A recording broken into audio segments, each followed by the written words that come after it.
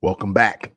And hello, how are you doing today? Whenever you decide to listen on the day that you decide to listen to, this is Made in the 1980s. And as always, even a year later, I'm still Cam from the port. And today, like most days and like most weeks, I should say, we got the one and only who's going to introduce himself right here.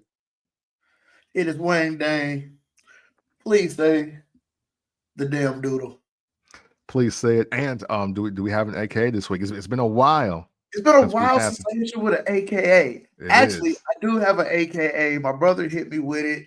I have been dubbed Uncle Crambone for like the last for like the last 2 weeks. Okay. All right. Now listen, you don't just get a name like that on the random. So, so what do we owe? What story has cultivated that name for you? Okay, so the other week I told you I bought a bass guitar. Yes. So my brother moved to Florida a couple of months ago, and he popped up in Oh town. yeah. Oh nice. And I didn't know he was coming. He just popped up in town today, one day, and I was actually sitting at the couch, just kind of tinkering with my bass. Yeah. He came in, he sat down, he was like, "The hell you over there playing, Crambo? Like, the fuck is Crambo?" But then he was like, "Dude, you remember the Tom and Jerry episode when the uncle came in and played the guitar?" And that's what I thought he meant. That's why I had to ask. Oh shit! So yeah, I've been Uncle Crambo for like the last 2 weeks. Dang it, man. Oh man, hey. I don't I don't know what's funnier about that. The fact that the image popped in my mind as soon as you said Uncle Crambo, because I was like, ain't that Crambo? or the fact that your brother leaves the state, sets up a whole new life, and then comes back just to tell you that on site is Oh shit! crazy. Yeah, that's hilarious. Oh man! So yeah, like I done changed my Facebook picture, got never into that damn mouse. I got a T-shirt on the way, got him on it. Oh man. My daughter's finna fucking paint my base case and put crayon on. Yeah, I'm officially Oh, crayon. you know what I'm saying? Let's go. Let's get the branding all the way together. I dig Hey, hey, we gonna do it. We gonna do it all the way. it. I dig it. So I mean, but man, sidebar, because this is also a cool topic. I love to talk to or either talk about and in a respectful manner always people leaving Freeport and where they choose to go and why. I know it's your brother, and nobody can obviously answer better than he could. But what was his decision to say, "Hey, 2025, I'm out. I'm leaving the crib. Like The, this is the it." crazy the crazy part is, bro, like it's not even it wasn't even 2025 when he made this decision. Mm. He actually made this decision probably about 20 years ago. He just Oh finally got wow, the opportunity to put it in action. wow, awesome. He got his trucking company off the ground, and he was like, "It ain't no business here." So he Yeah, he he kind of looked around and was just like, "It's way too much business in yeah. Florida." No facts, So facts. he bought 2 trucks, he relocated, and he been doing fine ever since. Man, that's awesome. That is awesome. And and he is absolutely right. Even for me, while I was working transportation, um, intermodal. So this is like truck to train. Ocala, Florida, Lakeland, Florida, Boca Raton. Like it was always just like freight available. Like it was so much stuff. And I was doing dispatching for I think it was Constellation Wine and Diageo at the time. So they was like, "Yo, I don't have enough drivers. Like, you know anybody that's driving?" I was like, "I don't know nobody live in Florida, bro." Now, granted, this is now 4 years ago. Well, no, I'm sorry, dang, it's like 2025. That was like 2 years ago. But so yeah, no, I know he's definitely getting back, man. That's awesome, man. Salute, best of blessings to him continuing in that space. That is awesome. Yeah, he loves it. Like, matter of fact, I can even tell you when he first said, you remember BET used to do the Spring Blings? Yeah. He went down there one year while Spring Bling was going on. He was just like, I'm moving to Florida. That's all it took. That's all it took. Spring Bling. Some shit that don't even exist anymore. You know what I'm saying? Moving to Florida. Spring bling. Every time I come around your city, spring bling. Oh man, you had to be there. And that's real 90s talk right there for y'all. That's real 90s talk. And we're gonna keep the 90s talk going. Probably 80s and 90s today. But you know, Wang, thinking about this show today, I thought about today being present day, 2025, and how, you know, now when it comes to commercials and ads, it's not that they don't exist, but it looks like a lot of corporations, companies, they're relying on the influencer, right? The influencer to push product now. Now, you know, you don't necessarily have to be nationally famous or globally famous. Like you don't have to be, you know, the Allstate guy and be in a couple movies, you know, alongside, you know, Whitney Houston or anything. Now you could just have 10 to 15,000 followers and you can kind of get in the game of of just promoting product or selling product. You know, last decade, before the algorithm games started being played, Fashion Nova got their like boom off the fact that, oh, all these girls have these followers in our clothes and we're going to just send them clothes and let them influence the sales. And it just got me thinking, man, now that influencers are the number one avenue or marketer to push products, and how it just always wasn't that way. You know what I mean? Like it just wasn't that way. So today I want to talk about some of our favorite commercials. You know, they don't necessarily have to be the best commercials that you've ever seen in your life. They're just some commercials that are forever ingrained in your mind. And they could be radio or TV commercials because, see, back in the 80s and 90s, even radio commercials was unbelievably fire. Like all the jingles was ringing off. And I'm gonna give one that I always refer to. And to this day, it's almost like I'm the only person that remember this commercial playing in Freeport or WZOK and everywhere. And I think sometimes on like public access, like TV or whatever, you know, between Reading Rainbow, maybe I think. So I want to start with this. I want to start with this. Do you remember the Diamond Center? Yes. Okay, like because it was like in like Madison, like Janesville, Wisconsin, right? Yeah, something like that. Do you remember the dude that's singing the Diamond Center jingle? As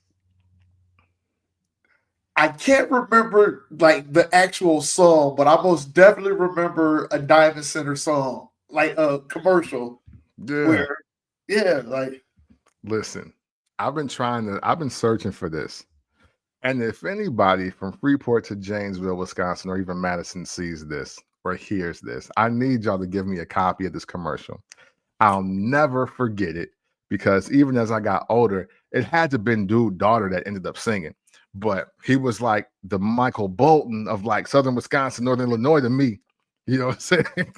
Because the jingle, I'll never forget the jingle. From diamonds to gold, you'll find a whole lot more. The Diamond Center, we're your jewelry superstore. and then but no, he get amped up on the end though, and he busts a super like hard Michael Bolton-esque, like the high note at the end. He was like, the Diamond Center, we're your jewelry superstore. And I was like, yo, you going crazy. I would hear it louder, but it's like I'm not in the right range for it right now. But one day there might be a YouTube short of just me singing the Diamond Center commercial at every single octave. That dude was hitting. He was killing that. And I was like, man, I always wanted to go to the Diamond Center. as a kid. No reason why, other than like I didn't want no jewelry. I never heard what they were selling. I never heard it. I can't tell you one sale that the Diamond Center used to do, but I can tell you, homie was killing the jingle for the Diamond Center commercial, and that's all that mattered to me. You know what's crazy about that is when I had moved to Iowa for those couple of years, there was a Domino's pizza commercial that had like the most urban R&B music group vibe that you ever could have fucking heard on this commercial. And I mean, these motherfuckers, they were singing the rent was due. They were singing this motherfucker. I don't give a fuck what I've typed in, 1990s, Domino's commercials. I cannot find that particular commercial and jingle. Over 10 years. Oh man. Just as elusive as the Diamond Center joint is. Right. Domino's got me fucked up right now. You know what I'm saying? Hey man, I used to love the effort that was put in to those commercials with the songs. So now this definitely made me think, especially since you said Domino's came with the super R&B vibes. I'm just going to assume that they really was biting McDonald's style in the 90s when they had a dude that was kind of like fake Mark Morrison. I woke up and caught you creeping, and she was eating some chicken nuggets. Why you gotta be so stingy? Yeah, I was like, wait, like, is this a video song? Like, this nigga really got never harmonizing a bunch of fucking chicken nuggets. Yeah, hey, man, hey, it was so wild. That fool was like, why can't you give your love to me? It's like, oh yeah, McDonald's. I'm like, oh heck no, this one got the 6-piece with fries. But if I'm not mistaken, Domino's dropped their joint before McDonald's dropped theirs. So maybe they got the same team, the marketing team. If I'm thinking right, the McDonald's joint dropped in like the early 2000s, maybe. That wasn't mid to late 90s. If it was late 90s. Okay. The Domino's joint dropped when I was in like the 5th grade, maybe. Oh yeah, it smoked them. Yeah, Domino's was on it, been on it. Then they was on it, and bro, and I'm not joking with you. It was a full-blown slap. Man, hey. The Domino's commercial had a slap. That's hard. That's super hard. Let's switch gears a little bit because we're gonna go back to the tunes. There's one commercial, and I don't know how this lady is not like an international superstar, but I think this is a commercial that if this was to come out in this era with social media, this lady would be bigger than the Hawk Tuah girl. She would be, more notable than 50 Tyson. You know what I mean? Like, no matter who, the Chocolate Rain dude, all of them, everybody. Ain't nobody got time for that. She would have beat this lady out too. The Life Alert lady. The Life Alert lady. Hey, listen. Listen. When I tell you, one of the funniest things that has ever happened in our entire childhood is the Life Alert commercial. When that lady is like, I've fallen and I can't get up. And I'm like, oh man. And it's an older lady, so you don't want to laugh. But when I tell you that, the sell on that, if you don't send the ambulance to her house right now, with the way that she said that, your life sucks. Hey, I bullshit you not. That shit was so popular. I remember a motherfucker had made a song, like an actual song, like a published song that you can buy on cassette. With that as the hook. That's how popular that motherfucking shit had got. Oh man. Yo, the life of That LA, man. lady, Salute to her, man. that lady was iconic. Yes, that is she was right there with Betty White for a minute, y'all. Y'all just have to be there. You have to be there. You know what I'm saying? You don't know. You have to be there though. I actually got one that might surpass that. It'd be a close run, but it might surpass that. Okay, what we got? What we got? The Wendy's lady. Where's the beef? Oh, yeah. Hey, listen, because that's like the godmother of all of this, right? The Yeah. random lady with the tagline.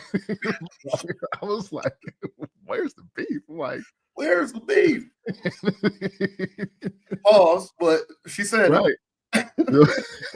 Yeah, you know what I'm saying? Like, no, hey, no, yeah, no, salute to the where's the beef lady from Wendy's. See, hey, look, and this is what's so wild. See, these ladies didn't already have followings. They gained it from this moment in time. That's why I'm like, yo, I didn't need Life Alert. I was 7. I didn't need it. But when I heard her screaming, I've fallen and I can't get up. And I was just like, oh man, we need to help that lady. It was the crack in her voice when she said it that sold it. Yeah. Sold the fuck out of it. Hey, listen, if they really, hey, if she fell for real, that's epic that they caught it. But if she didn't, she is one of the greatest actors. She's one of the greatest actresses of her time because that was crazy how she nailed that. That was, if that was one take, hey, salute to you, miss. Somebody pushed that lady, got noticed here, roll. As soon as you hit the ground, start rolling. Yeah. Oh man. Listen, too funny. So this next commercial I want to highlight. I didn't realize that this was just more than a Midwest thing. I didn't realize how large this company was or how internationally known this was. And for this, I'm just going to give you the beginning of the jingle, and I want you to finish it. I think I know what you're talking about because it's on my list. 588-2300. Five. I was like, yo, it's most definitely on my list. Yeah, absolutely. Hey, that's one of the greatest commercials ever. And the thing is, hey, every time dude talking, don't know what he's saying. But I'm waiting. I never turn. I never turn from the commercial. No. Because no matter what he talking about, carpet or whatever, I'm just like, let's get to the part. Let's get to it. you know what we're here for. Okay. So since you brought up local, I know for a fact this one is local and iconic for the land. Let's do it. New Milford refrigeration. 398. COLD 398. Oh. Yeah. Nigga, that's a homeland classic right there. Yes, absolutely. That's in the Hall of Fame. That's right up there. Diamond Center and New Milford refrigeration. I think. Yeah. Hey. I still think they alive and kicking too. Oh man, hey, that's fire. And I hope if they start killing those, they need to bring those back. Throw those on social. We need those commercials ASAP. We need those back. Yeah, we need them back. Straight up. Oh man. Let me see. I just want to switch gears just a little bit. Let's get in the food propaganda. And I'm gonna give you a character for a cereal brand that I identified with, because for those of you that know me since I was a young child, I stopped drinking milk at like 8, like 8 or 9. And then by 10, I didn't eat ketchup or mustard anymore.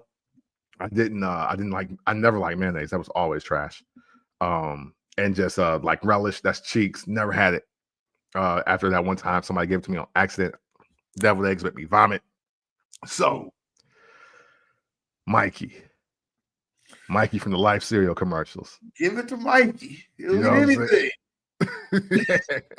Like, and then they're like, hey, he likes it. Mikey likes it. And you know what? You want to talk about propaganda that worked? It was at that day that I was like, Mom, I want to try Life cereal. I want to try it because of Mikey. I was just like, hey, I was like, that's that's The the way one. the way Mikey sold you is the way that the world played me. It sold me into the whole milk agenda. So you also when they was like tell me She, it's like I'm only she 7 years drinks old. milk and it shows. She got great healthy bones. Hey, I was sold. I was sold on the whole got milk agenda. Oh wow. So because I wouldn't even think about those commercials. Do you remember the ones where the side by side with like the kid that's like six Yes, years old yes. and he was like, I'm only 6 now, But but I'm I'm drinking drinking my milk. milk. And pretty soon I'm gonna be way bigger than you. I was like, wait, what? He's just gonna metamorphosize with milk? I was like, but it's so nasty. But shit, then you think about it, like, yeah, you probably ever going to be bigger than him. You're drinking fucking cow steroids. You're right. You fucking drinking cow nutrition. You're supposed to be big. They're You're supposed right. to be testing that. Oh man, too funny. Yeah, Too a funny. human ain't breastfeeding a fucking cow. Goddamn, so why the fuck is we breastfeeding off? Well, yeah, that's for another Yeah, I conversation. know. But listen, yes, hey, listen, man, all these docs that exist right now, that's like just in circulation between like Hulu, Netflix, Max, all of them. It's like, wow, they really were trying to push us anything just to make money. Like none of this stuff really helped us. Like now, now I've seen the clip. I gotta find this entire doc though. I saw something. It's this clip that says of this piece that says cereal was marketed, well, no, breakfast. The concept of breakfast being the most important meal of the day was marketed solely for the purpose to sell cereal. People were not eating at 7 or 8 in the morning before the slogan breakfast is the most important meal of the day. And then they started selling cereal. And they said as soon as they did that, that's when obesity rose. That's when General Mills became one of the biggest companies in the world. And then and they were like, and they were just like, I was like, wait a minute, what? I was like, they invented this while we were alive? Like I thought this was from like the 1800s. They were like, no, they were like, as soon as y'all got TVs and jobs, they started selling you cereal and breakfast. I'm like, wow, I gotta Like, see it. if you think back and look at how they marketed, like they would be marketing the cereal, right? Mhm. If you look at the table spread solely for the cereal, it will be a bowl of cereal with milk in the bowl, a glass of milk, orange juice, Yo, toast, a bagel, a bowl of fruit. Who the fuck is eating all of this? right. And that's one table setting. That's one table setting. That's a single person's spread. The fuck is eating all It's, this food? it's like, wait a minute, what? We're supposed to digest all of this at 7:30 a.m. And then go to school and not fall asleep? Yo, America's a wild place. I had to wake up a whole hour early just to eat the breakfast. Man, right. Doze off in the shower and then be like, all right, let's get up here and do this. Let's do this. But yes, man, hey, so that is no, so that you're right on target because it's crazy how powerful marketing is, especially when it comes to companies just trying to sell us on anything. Before I get in the trenches here, I wanna hear some more of your favorites. What's some more of your favorite commercials before I take us super far left with just like all the things that may have put me in tears or made me almost made me broke, had my mom cussing me out because she didn't have no money. Like we're gonna get into all of that. But before we get to that, let's talk about some of your favorite. One of my favorites, you may not remember.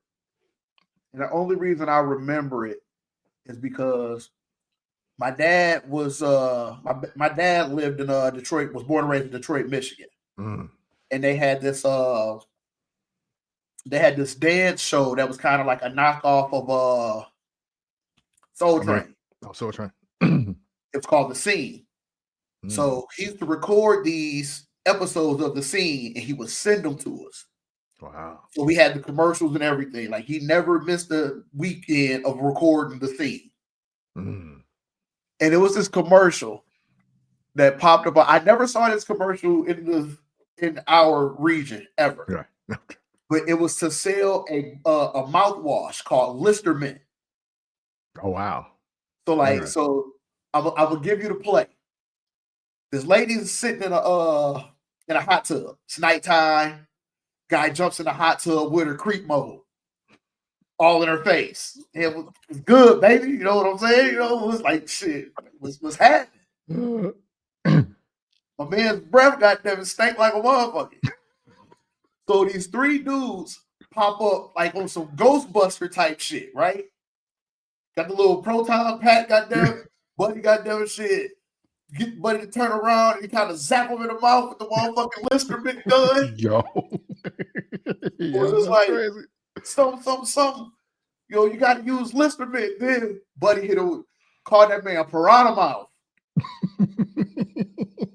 Man's mouth smell like piranhas. Yo. Zapped him in the mouth with the Listerman.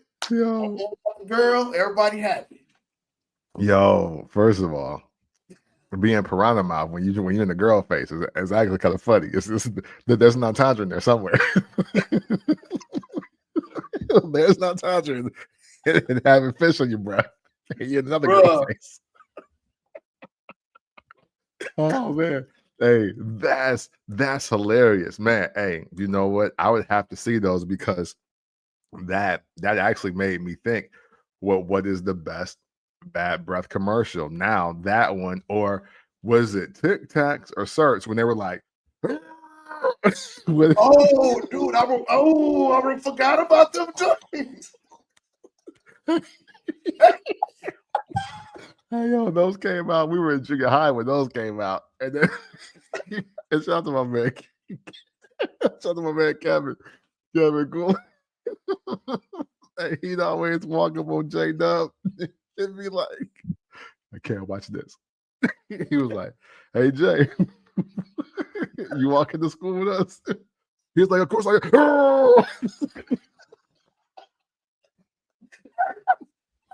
Hey,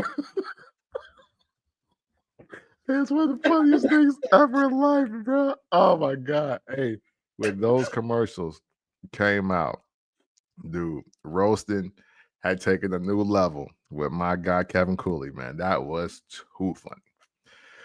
Those were great. Those were great times. Great times and great commercials. And I was like, yo, that's the wildest.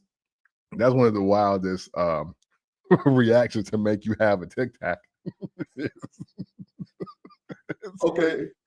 I got another one since we're talking about freshness. Let's do it. And I got a kind of a funny story behind it. Summer's Eve brings that freshness every time. Yo. Summer's Eve. Now, living in Iowa, like I said, I'm 3rd, 4th, and 5th grade. When I lived in Iowa, like there was literally no black people there. So I didn't have a barber there. I had to come all the way back to Freeport to get my hair cut. Dang. So get my hair cut. We drive back. First thing my stepdad say, we get back, make sure wash your hair. I missed the conversation and finding out there was no shampoo at the house. So I get in the shower. I'm looking for the shampoo. I don't see the shampoo. I see a bottle of Summer's Eve. I'm like, okay. In my head, in my 3rd, 4th, 5th grade mind, this is a woman's item, which it has to be a shampoo or some body wash wasn't really a thing back then. Yeah, We had no bar facts. soap back then. Facts. So we got sons. Yeah, hey, right. Yeah. I get to it. You know what I'm saying? Wash, rinse, repeat. I get out of the shower. I walk into my room, and my stepdad see me drying my hair off. Mm-hmm. He always called me meathead. He was like, meathead, you washed your hair? Like, yeah. He was like, well, what? I'm like, the summer's eve stuff. He looked at me. He turned around. He looked at my mom. His hair clean and fresh. Hey, right. Yeah, you know what I'm saying? I was a grown man when I was like, oh. He was like, hey, you said wash my hair. You know what I'm saying? We ain't had no Perk Plus, bro. So look. Yeah. Bro, hey. I did what I had to do when I had to do it. Yeah. My hair was popping. Right. Hey, right. Hey, listen. Hey, it's for the head. You know what I'm saying? It's for the hair on your head. You dig? They didn't specify. I felt like he got the job done. Oh man, hey, that's hilarious. And using Summer's Eve for shampoo is incredible. It's incredible because wildly enough, though, that's actually what it was. It was like vaginal shampoo. Like that's for the girls that had the landing strip in the bushes. You know what I'm saying? Hey, you gonna tell me I did it wrong? Right. You know what I'm saying? You might as well hit the zone real quick too. Like, hey, yo, you know what? Hey, it's for everything. All the hair. Hey, all I know is I was told that when I got home, I was supposed to wash my hair. Mission accomplished. You know what I'm saying? Boom. Hey, look, I listen. I'm being a good kid. Try not to get in trouble. You know what I'm saying? Oh man.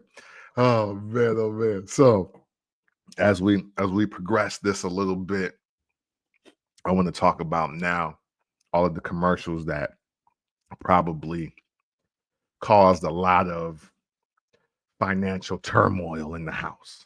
You dig? We gotta talk about those next. And for me, I'll start light. Once Macho Man Randy Savage started promoting Slim Jims and the WWF ice cream bars, I think him and Roddy Piper. I'm already a wrestling fan. I'm a hardcore wrestling fan. I don't really recall a moment in my life where I have not watched wrestling. So it would literally have to be before 5 where I have any memory of me not knowing and liking wrestling, right? And man, I tell you, when I seen them promoting WWF ice cream bars, even though the George the Animal Steel commercial had me scared because he was eating it, but like the ice cream was falling all over his body and he had hair on his body, so he'd never cleaned the ice cream bar off. But when Roddy Piper and Macho Man Randy Savage was advertising the ice cream bars in Slim Jim, my trips to Food Bonanza were never the same. They were never the same because, Glicks didn't have them. You know what I'm saying? At the time, Okie Dokie didn't have them. But I would take my bike, and this is when I lived on Walnut, and I would ride my bike all the way to Food Bonanza from 1103 South Walnut, down that street, cross that street on a bike, terrified, before they put the stoplight up there, before the stoplight was there, for everybody that don't know how long that stoplight been in Freeport at that Food Bonanza light. Now across that street to get me an ice cream bar, and I would buy 2 or 3 at a time. I don't think. You know what? I'm lying. It just wasn't food. I remember when Upper Deck, the baseball cards and the basketball cards was out. When they came out with those basketball cards that had like the graphics and shit all on them. Yeah, with the hologram, you could like I forgot what they were called. They had a name for that specific deck. Yeah. But I remember the commercial for those where they had like the players like in like live action play. And then Yeah. they would just like stop and like put just like stars or something just flickering all over the place, or like there's like a rainbow coming off the ball on a bounce pass or some shit like that. Had Yeah. these cards. Yeah, man. These were my Pokemon cards. No facts. Hey, you and Jermaine Tidwell, because he used to stay and he lived downtown. Shout to Jermaine Tidwell too, by the way, man. Glad that he's out and getting a chance to start his life over again. I remember because he used to live right under the car store that was in, and we'd be collecting the wrestling cards and the Fleer and the Upper Deck basketball cards. And when he would show me the hologram ones, I was like, oh man, that's hard. Oh, that's super dope. Um, and I was like, man, I can't get wrapped up in this. But then I'm in there buying 4 or 5 packs with the stale gum. You know what I'm saying? with that stale strip that's supposed to be gum of the basketball, the Upper Deck joints, and for the WWF wrestling cards too. It was a wild time, wild times. But then Wang, I would up the ante though, because Jesse the Body Ventura and Roddy Piper, man, he's a great marketer, man. Once those Hasbro WWF action figures dropped, oh, I was literally crying to go to Kmart to get these action figures. The action figure or the Slam Bro? No, that like the WWF action figures. Like, I know, I never got a chance to get the wrestling buddies and all of that. That's what, yeah, the wrestling buddy. That's what it was. But when it came to like the actual action figures, like when they stopped doing the rubber ones and moved to the plastic joints with like the movable action, so like now like Hulk Hogan can press slam you and shit like that, and the Jake the Snake Roberts had like the snapback, like right cross or like right jab. He could DDT you. Man, listen, and you know, I shout to my mom too, man, because I had a good 40, because I because you know I had so many different series, and there were still some I didn't have either. Too, by the way, think how many I had, and I still didn't get them all. But between those and the WCW plastic joints, man. I was having Royal Rumbles at the house, like way after the Royal Rumbles going on. I had 30 guys, I had the ring and everything. And every time, Saturday morning cartoons, every time, Jesse the Body Ventura or Roddy Piper would show up on that screen advertising a new wrestling figure or a new version of the wrestling figure. Because I think I got 2 Ultimate Warriors. I think I got 2. And I was just like, yo, I was like, oh, I need these. I was like, Ma, they got new wrestling figures out. I don't have Demolition. I need to get Axe and Smash. She was like, you better Axe and Smash your ass right back in that room and clean it up because I'm not buying you shit. I was like, but wait. I was like, but wait. Like, but I need these. Like, you need everything when you're under 10. Like, wow, I really need these because I can play like all the Survivor Series matches if I have 8. And then every time we go to Kmart, I go right to that section and they had them faithfully right. They had it like almost in the reach of kids, but I'm a little taller than the average kid, so I can get right up there and just pull them right down because they was tall, but like, you know, shoot, 10 years old. I'm 10, 11, because that's 5th grade for me. Yeah, I'm 5'2". So so I'm just, I need this. You see this? This is the Ted DiBiase. No, he got the green suit on in this one. I don't have this one. I got the black suit. This is the green one. Man, I don't know how much money got spent, but I would say I got up to the hundreds, and no joke, I was collecting those. No joke. I was till probably like 7th or 8th grade, and personal story because I'm real. Man, I went away to school. My mom moved from Pleasant Street over to Empire. Told me she threw all my action figures away. Boy, did I cry. I cried like I was 8 years old all over again. Like, I was like, why would you do that? I almost cussed. I was like 20. I was like 20 years old.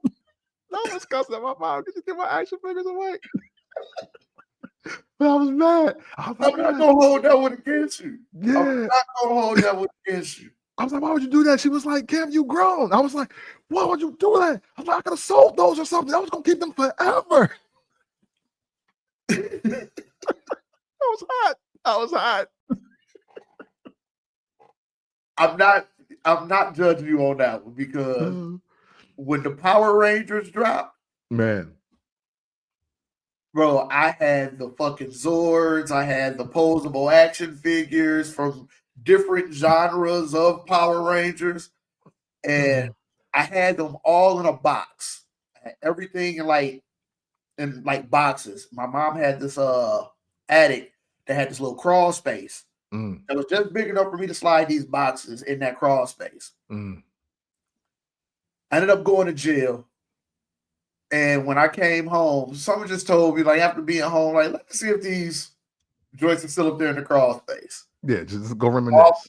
All my nieces and nephews had found them boxes. They went to ripping open packages. And, like, I still had shit in the packages. They have bust all that shit open, goddamn shit. Legs ripped off, heads, arms ripped off. Damn. Y'all got it, man. Yeah, and that's heartbreak. Because little did they know that he was probably sending them a few $1,000s, low key, at the same time. And just like you, had the same mindset. I keep them in the package, later on down the line, somebody gonna be looking for this type of stuff. Yeah. And it was just like, it's gone now. Damn. Ain't blame nobody but myself because I did what I did to get locked up. Yeah. It is what it is. Man, they gotta have some respect and appreciation though, man. Come on, like, dang, man. Like, yo, man, nobody teach y'all nothing. Like, don't just go in there ripping up stuff. So no, I totally get understand your anger. Man, hey, listen. It's wild. It's wild because even as kids, you don't think about it, but you eventually get to the space where it's like, oh man, I could have turned that into something, or like, man, it's just good to have those memories.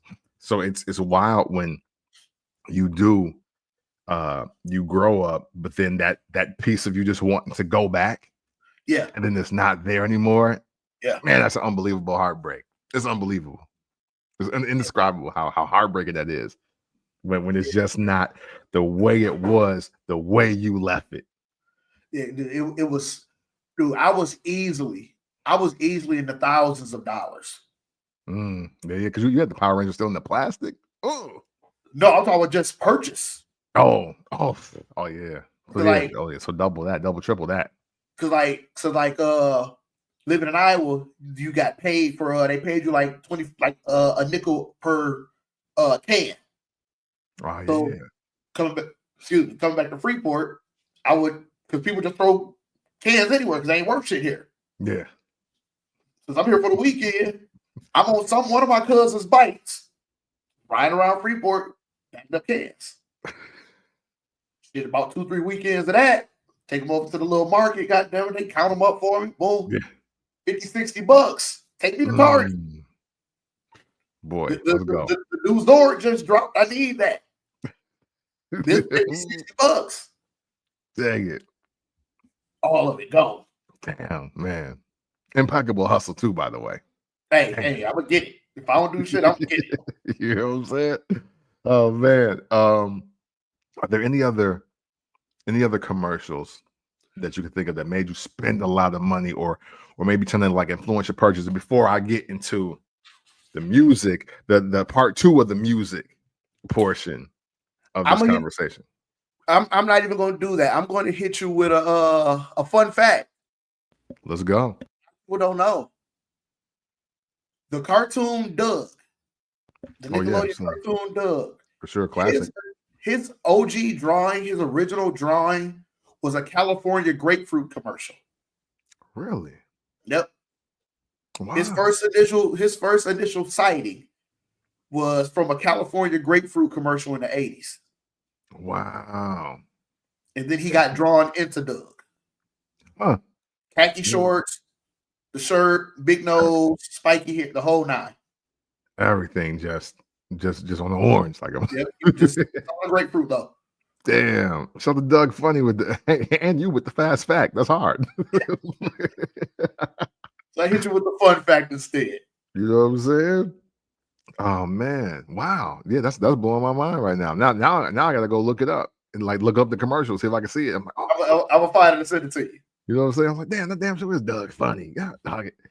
Oh man. So let's venture it a little bit into the early to mid 90s. Let's go like 94 to 96. Because for me, this is super important.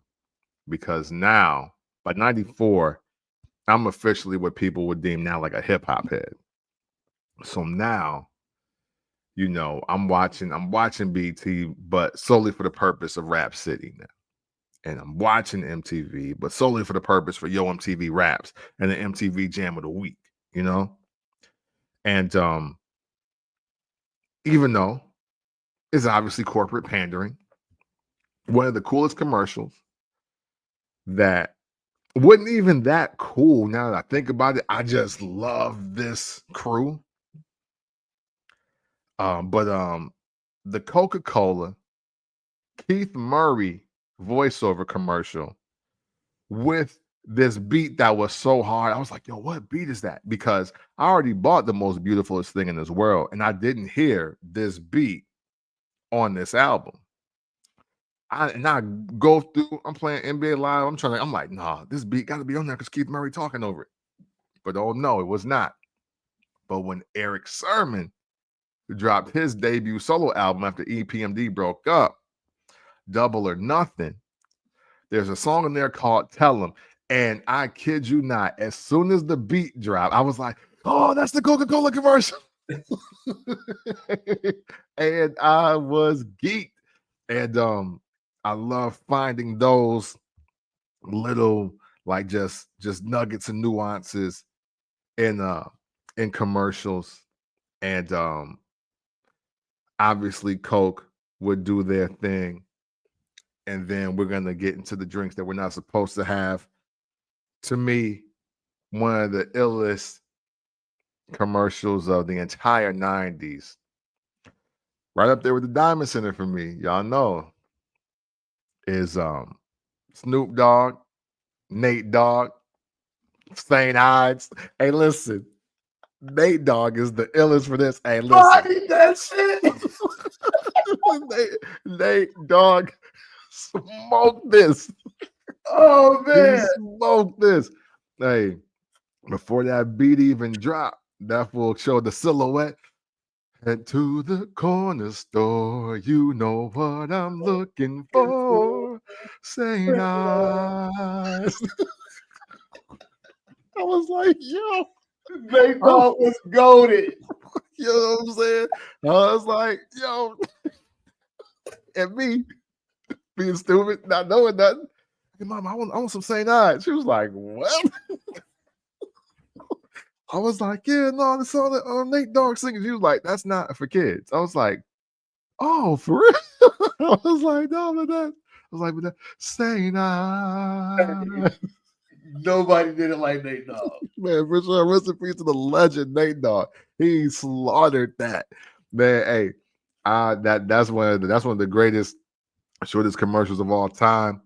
And then on the music tip, one of my number one for me. We gotta go Sprite. Why did I know you were doing that? We gotta go Sprite, man. Wait. Which one you going with? We going KRS-One and MC Shan, or we going the Voltron Sprite commercials with? Now those both dope, both of them dope.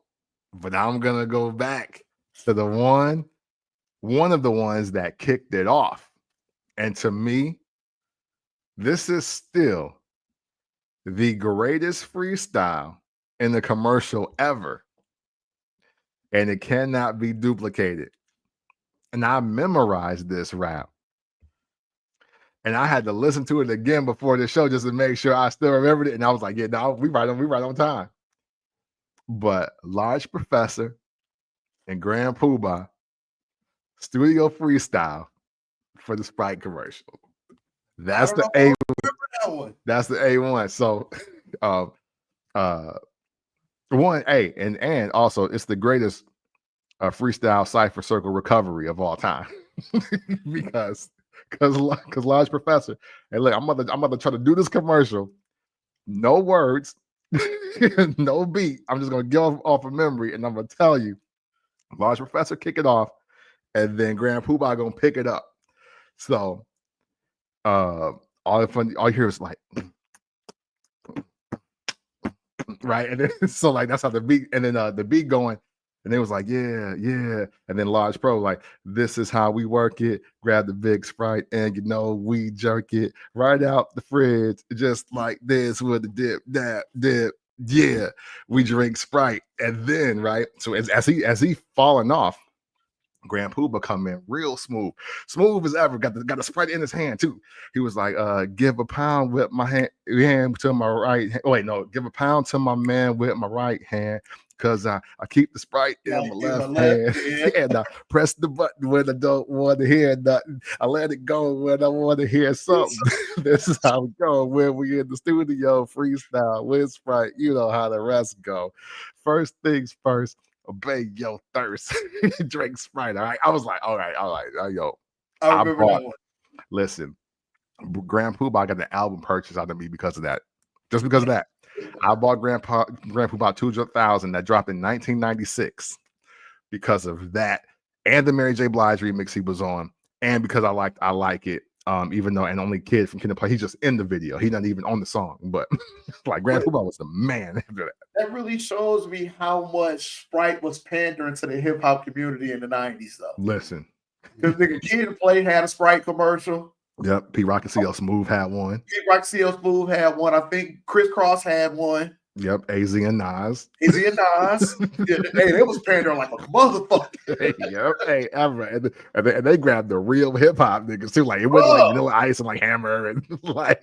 No, they like grabbed the real fucking rappers. Yeah, like they grabbed the people that's like, oh no, like they know them. Like I was like, oh wow, so they need to go the superstar route. Like meanwhile, MC Hammer doing Taco Bell, he doing Burger King, like he doing all kinds of like big major joints, and they got like Large Professor, which is as a producer, and Grand Poobah 1/3 of Brand Nubian, and they doing a commercial. I was like, oh wow, this is crazy. It's crazy. But yeah, hey, that to me though, hey, look, Grand Poobah, Nate Dogg, my man from Diamond Center, top 3. That's those are the greatest. Those are the greatest commercial dude. Hey, and the Life Alert lady, that's my Mount Rushmore. That's it. That's it. That's the Mount Rushmore. Grand Poobah, Nate Dogg, the Life Alert lady, and the Diamond Center guy. That's it. Hey, we most definitely got to find that Diamond Center guy, dude. Like, hey, straight up. That shit was a slap. You know what I'm saying? We gotta show dude love, man. And so now, so with all of that, man, there's only one segment of commercials that I want to highlight here because to me, Wang, this is the epitome of being made in the 1980s. This is the epitome of being a child of the 80s, but being a teen or adolescent in the 90s. I think this series of commercials, promos, ads, trailers, whatever you want to call them, they epitomize what it means to be from our era. So I'm gonna before I give you the answer, I'm gonna ask you this question. What do you think off top is just the greatest series of commercials, promos, advertisements ever? Like what do you think just off the top of your head? There's no wrong answer here. but I just want to know what you think. Shit.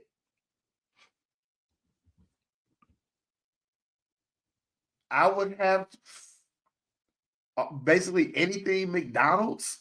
Hey, yeah, hey, listen. I love it. And you know what? Hey, and overall, I got McDonald's at number 2. I got McDonald's at number 2 for again our time, adolescents to teens. For me, nothing screams our era promo wise than New Line Cinema and John Hughes films. There is no greater run of commercials, promo, ad, trailers, none of that. Here's the list of and this is just some. This ain't even all of the John Hughes films.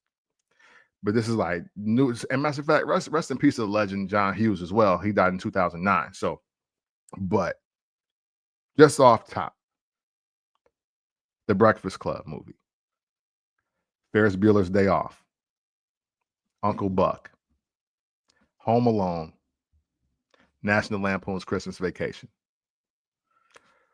All John Hughes films. And that's the light work. I didn't even give y'all Curly Soup. I didn't even give y'all Curly Soup. You know what I'm saying? And as far as New Line Cinema goes, hey, listen, I was trying to tell somebody this. I think it was a younger person. I was like, man, I knew a movie was gonna be heat if the New Line Cinema logo popped up before the trailer came out. But like before they tell me what the movie is, before I hear one line, know what they're trying to sell me.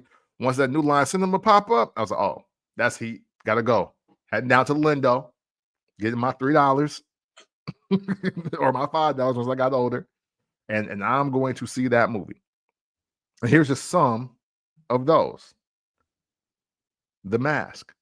Jim Carrey's The Mask, not sharing the dude with the face. Rush Hour. Classic. Friday. Classic. Austin Powers. Classic. Minister Society. Classic. House Party 1 and 2. Classics. And Teenage Mutant Ninja Turtles. Goated classic. And again, those are just the handful. I'm leaving them out on purpose. I'm telling you. Hey, listen, to be from our era is to understand when that New Line Cinema logo popped up, and if they ever said, hey, John Hughes film, you knew you was getting heat. And I don't know about you. I don't know about you, Wang, but I either knew what I was going to the movies to see, or I knew what VHS was going to be on my Christmas list whenever I saw those New Line Cinema commercials every single time. I wasn't hip enough yet. I wasn't hip enough yet. So me in the 90s, I was more or less into what, and I think that's probably why I said McDonald's. Okay. Because McDonald's knew how to grab whatever was popping in the theaters. Because they had that existing toy while that whatever was in theaters was happening. And I was still in a lot of the 90s, I was still kind of Happy Meal mode. I get you. So if Batman was what was in the theaters, McDonald's had the Batman toy. Jim Carrey's The Mask in theaters, they had Jim Carrey The Mask toy. Yeah. No, hey, for sure. Hey, that's why McDonald's is definitely number 2. Again, it's not even it might be 2. No, it's damn near 1A. because between the Happy Meal toys, Super Size, and Monopoly, there's no way you could say McDonald's wouldn't a staple and just promo to us as kids. Do you remember when the McDonald's Monopoly game was actually Scrabble? I didn't remember it until I saw the McMillions doc, and I definitely recommend watching it.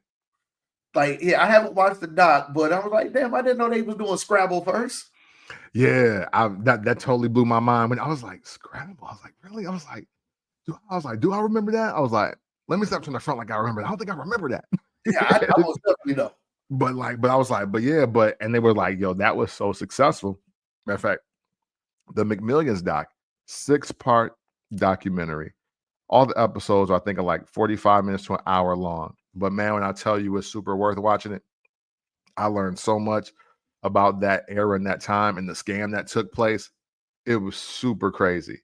But yes, that Monopoly game, I remember that setting the world in the zero. I was just happy to win fries at that point. I was just like, yo, hey, yo, can I get a quarter pounder and the fries? I got free fries here. My shit. Like, so yeah.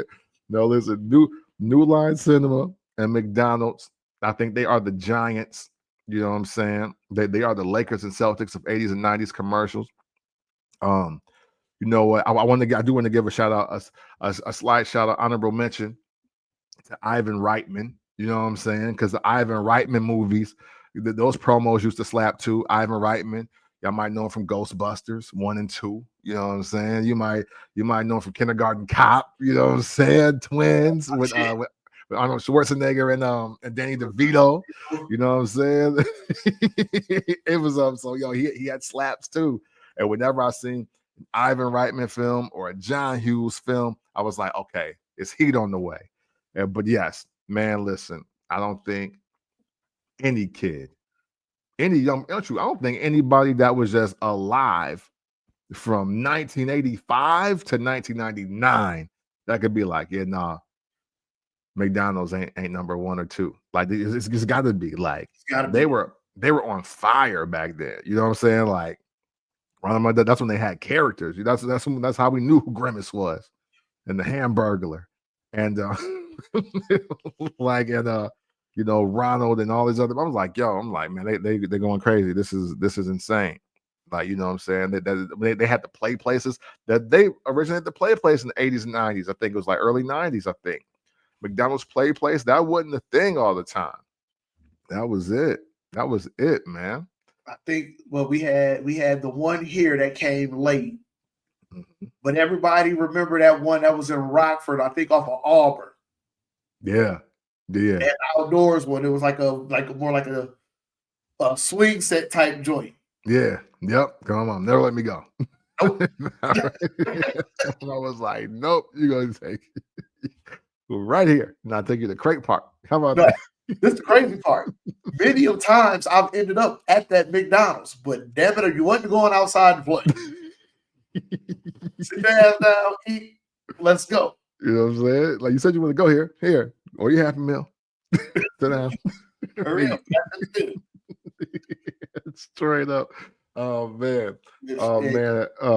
Wow. What a time. What a time to be alive in the 80s and 90s. Man, please let us know what some of y'all favorite commercials were. I can't lie. I don't mess with Taco Hell, but the MC Hammer Taco Hell commercial was fire back in the day. You know, I used to love the Pizza Hut commercials. I usually love the aesthetics of Pizza Hut. Like just walk into a Pizza Hut when it was shaped like a hut with the red roof. Yeah. Always fire. Red cups. You know what I'm saying? Like it ain't the same no more. Yeah, it just ain't the same. It just ain't the same. So please let us know some of y'all favorites. You know what I'm saying? We gave y'all some of ours. Matter of fact, I don't want to cut the show too short. Did you have any of the favorites that we did not get to, my brother? Let me see. There was one that I wanted. Where is it? I'm not gonna take too much long looking for it because I got like 4 pages of notes. Okay, let's go. Yeah, I'm not gonna take too much time looking for it. Oh, I think this one might have been a local. Okay. I'm not sure. Don't you buy no ugly truck. Yeah, I remember that. Hey, look, old ladies was running the commercials back in the day. Yeah, don't you buy no ugly truck. Yeah, she was an ugly ass lady. Man, she was going crazy. Yo, man, what happened? Let's bring back old ladies in commercials, man. Let's bring back the elder women in commercials, bro. Where's the beef? I fallen and I can't get up. Don't you buy no ugly truck. Let's get an old lady mash up. You know what I'm saying? With them, get all 3 of them with the hey, come look at man. Get all 3 of them. Get all 4 of them. Get all that shit back. Fire. Fire. Yeah, yeah, you know what I'm saying? That was real promo. Yeah, I will say, man, the marketing companies, they tried. They tried and they succeeded, man. And I think those are some of the greatest memories that we will have. I love to reminisce and reflect back on those because it can help for new creativity today, man. So I hope that no matter how old you are, you hear this episode and you're thinking about, I don't know, maybe you want to buy some pizza. Maybe you want to create jingles. You want to have commercials. Like, man, we telling you off the rip, go study the classics because the classics are timeless. They are still, they could get me to buy something today if they came out with these commercials right now. I kid you not. Commercials don't hit like they used to. That's why the shit don't sell like it's supposed to. Yeah, hey, facts. Facts. You know what I'm saying? Don't hit like it used to. You know, hey, and on that note, that was the bar. That's how we gonna end the show. Thank y'all for checking out this episode of Made in the 1980s. And please know that always and consensually, it's love.